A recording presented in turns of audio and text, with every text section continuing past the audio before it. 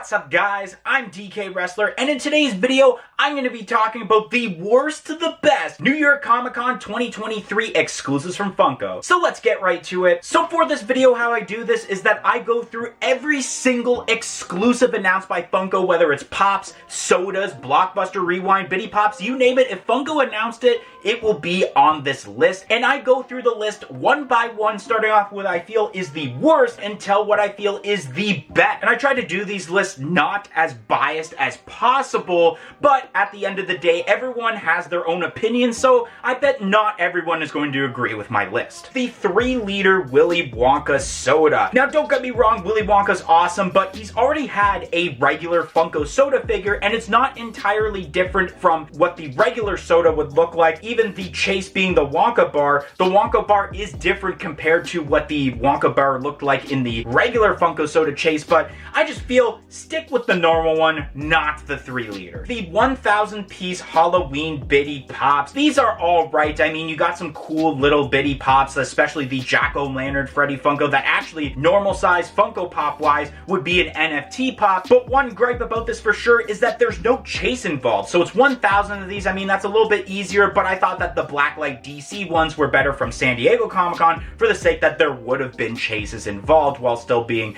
a low piece count. The Polly Pigeon and Pizza Wrap Pops, in that exact order, Polly Pigeon, then Pizza Wrap. The Polly Pigeon is alright. The colorway is a little bit weird because I don't really know what it's really based off of, but it does look nice. But that Pizza Rat is pretty decent because it gives off that creepy vibe, especially being around the corner from Halloween. So it's not that bad of a pop, but of course it's these pops that we kind of know already happen every year and we're kind of bored of them at this point. The Diamond Collection Inner Eights Gates Might Guy Pop and Bag Bundle. We've already gotten this pop, I believe, twice, both a regular and glow-in-the-dark version, and now just adding a nonsense specification like Diamond Collection just doesn't make sense in my opinion. The only thing that kind of saved this from not being at the bottom of the list is the fact that it comes with a really nice bag, but even then, not a lot of people really enjoy the Loungefly bags. The Halloween Stitch Funko Soda. We've already gotten a regular Stitch with the Hula Stitch Chase, and I think a lot of people would be fine with that. I don't think this was really necessary, besides the fact that New York Comic Con is close to Halloween, so it fits the theme. The Makomo and Sabito 2-pack from Demon Slayer. Normally, Demon Slayer pops rise up on this list, but because it is two characters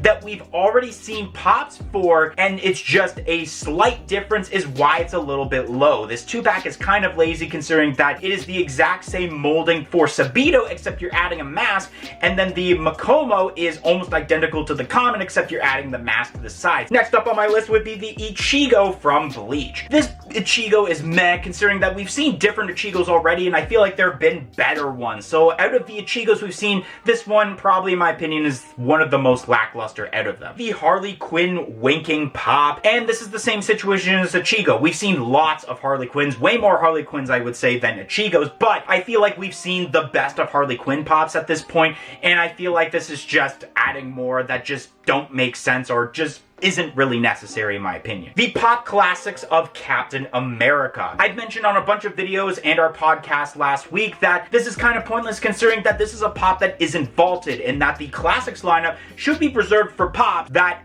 haven't been made in years, like example Lotso from WonderCon earlier this year. We haven't seen that pop in over 10 years, so that definitely makes sense why Captain America, even though it is a popular character in Marvel, but it's a character that still gets made by Funko, this specific version too. Spangler Spirit from Ghostbusters Afterlife. Now this is a unique idea, but it's for a movie that is at least a year old and not a lot of people are talking about it already, and if I were to collect Ghostbusters pops, I would collect it from the OG like movie, not the newer movies. The Garfield with Cauldron. Now this one's alright. I like it for the sense that it fits the season of fall and it's close to Halloween, but it's not really my cup of tea. It would be much higher if, let's say, it was Garfield eating lasagna. Geordi LaForge from Star Trek. This pop is alright. I mean, really cool because I believe it's a pop that's never been made for the Star Trek lineup, but because my personal reaction, I don't know too much about Star Trek, is why it's kind of low on this list. The Indiana Jones with Snakes. Now this pop is pretty decent, and this could have been much lower in this list had it not been as great as it looks. But there's something about this pop where, because we've gotten pops like the Boulder Escape scene, I don't think that there's ever going to be an Indiana Jones pop that may be better than that pop. All four 4 of the Warner Brothers 100 Looney Tunes and Harry Potter crossover pops. And if I were to put these in a specific order, Porky Pig Hufflepuff, Lola Bunny Ravenclaw, Sylvester Cat Slytherin, and Bugs Bunny Gryffindor. I feel like that's probably the perfect order considering everyone's gonna want to get Bugs Bunny, and then the Sylvester just fits the theme of Slytherin so well. Big Barda from Justice League. This is a really cool pop. It's an obscure character that I don't think has ever been made into pop form, so that's why it's, I would say at this point, I've lost count. Maybe we're at the middle of the list at this point. Goblin Queen from X-Men 97. Basically the same thing I mentioned about Big Barda is because it's an obscure character that not a lot of people know about, especially a casual person, but it's also new and I don't think it's ever been done, and I think it's higher than Big Barda because I'm more of a Marvel guy than DC. The Momo Yaoyorozu Funko Soda from My Hero Academia. This is really cool. I'm liking that they're starting to do Comic-Con exclusives again for My Hero Academia since we haven't gotten any in quite a while, and especially now going down the soda route considering they've done a lot of pops at this point. And the Diamond Collection Chase, I think definitely makes sense in a way, but nonetheless, I am happy that they're kind of going down this route with Comic-Con exclusive My Hero Academia figures is doing sodas instead of just pops now. The Sandy Claus Funko Soda, and this is pretty decent. I feel like this is a soda I've predicted for previous cons before, but now it's finally happening, and this is pretty cool, and I do like the difference between the common and the chase, where the common has the different candies on the beard, and then the chase is kind of the one you want where I believe he's wearing a hat, and then he has the Christmas list. So it's something more added to it, and that's what I like about Funko Soda chases. Both of the Lost Boys Funko Sodas, and although I've never actually seen the Lost Boys movie, I think what makes these sodas higher than the two I just mentioned is the fact that it's limited to 5,000 pieces.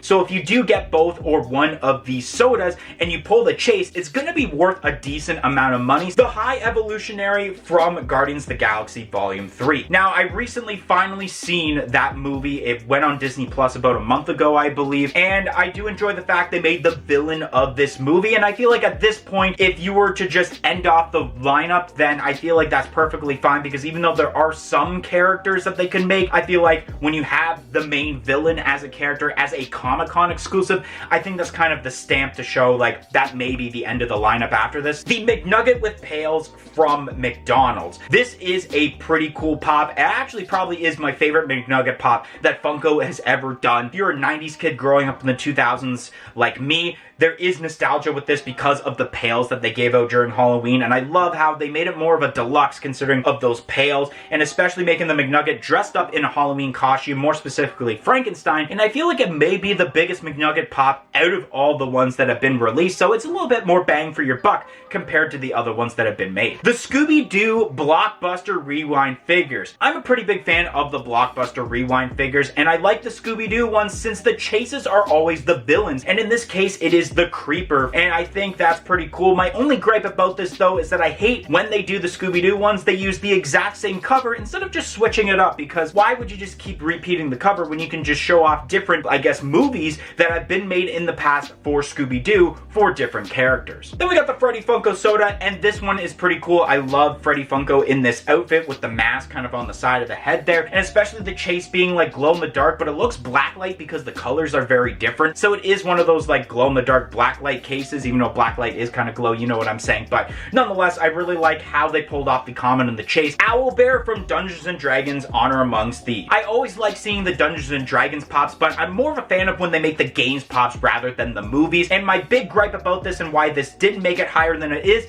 because they should have made it flocked, considering that with the NFT pop they did, they never made that one flocked, of course. Darth Maul from Star Wars The Clone Wars. Now, this is a pretty cool pop. I wanted a Darth Maul with the cybernetic legs. It wasn't exactly the way that Funko did it, but honestly, this could have been much worse. Then we have the Inuyasha pops, but in the specific order of Inuyasha and then Shippo on Horse being the better one. The Inuyasha is cool because I believe it is the first ever Inuyasha pop that has the black hair and not either the white hair or the blonde hair. So that's pretty cool. And then the Shippo on Horse, I believe this is Shippo's first standalone pop, not including with the, I believe is the Kirara that they did with the flock chase. So Shippo having its own pop is really cool, and I do like the added detail of that horse, considering that it gives more bang for your buck since it is like a deluxe, but it's very close to being a 4-inch size. No Heart with Book from the Care Bears. I enjoy this pop so much because it is not an actual Care Bear, it is a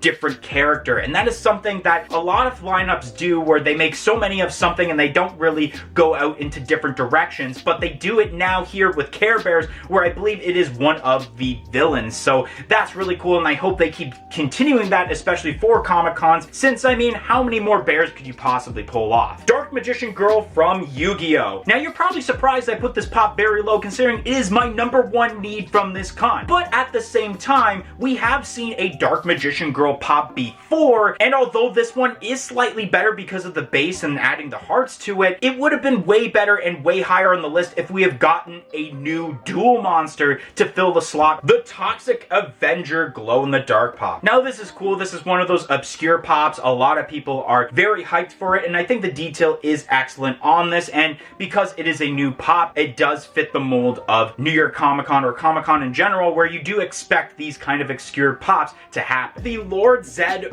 Funko Soda, and this is pretty cool. A lot of people were hyped about this when this was originally rumored for San Diego Comic Con. Now it's here for New York Comic Con, and it's pretty cool. The chase is metallic, and the staff that he's holding is on fire, so they added more oomph to it, and I believe, if I'm not mistaken, this is the last Funko Soda I am mentioning on this list, so I guess it makes it the best Funko Soda out of all the ones that have been mentioned. Next up are both of the Freddy Bones pops, but more specifically in the order of regular, then Blacklight being the better one. Both these pops are cool. They're very unique in their own ways, but the Blacklight one, in my opinion, is a little bit better because of the colorway that they have chosen. They could have went with a completely different colorway, but there's something about the yellow with the purple that looks nice, and especially the pink with the green as the outfit. It's just gonna pop out really nicely, and I mean, those Blacklight boxes are absolutely amazing. The Monkey D. Luffy Pop Wanted poster. Now, I'm sure a lot of people are gonna mention that this should be the #1 pop. And don't get me wrong, this is very cool for what they pulled off, considering it's just a covers pop and not something entirely new. And they pulled it off exactly how the cover is, but my huge gripe, and a lot of people's gripe, this should have had a mouth on it. I know Funko Pops for the most part don't have mouths, but they have done anime pops in the past where they do have mouths, and especially when you look at the cover itself, he has a huge smile on his face, so why couldn't they incorporate that into this pop? And then if they could have, this could have been the best Funko Pop of New York Comic Con. Next up are the Heavy Metal Mascot Pops, and if I were to put them in a specific order, it would be Rusty Steel, Jack Carver, Sid Vicious, then Phil D. Graves. And I put Phil D. Graves as the #1 pop, considering that the overall detail is very nice, the glow is nice, and especially the name of it. Phil D. Graves, like filling up the graves with dirt. So the name pops out really nice. And then I guess the second best item on this list is the Key Demon from Insidious. Insidious is long overdue, in my opinion, to have Funko Pops, and I mean, the Key Demon, great choice to pick. The detail's amazing with the red eyes, you got the blue hair, and especially the fingertips being in the shape of keys.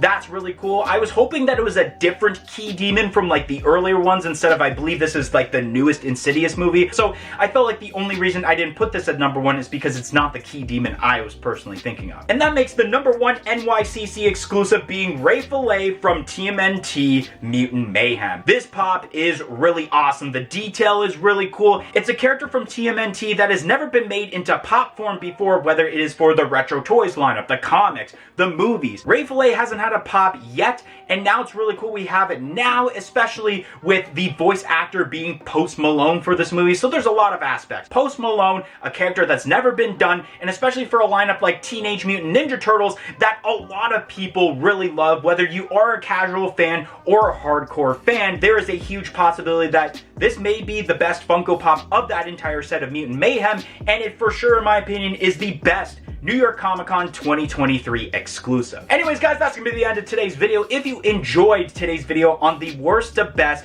New York Comic Con 2023 exclusives, don't forget to like, comment, and subscribe.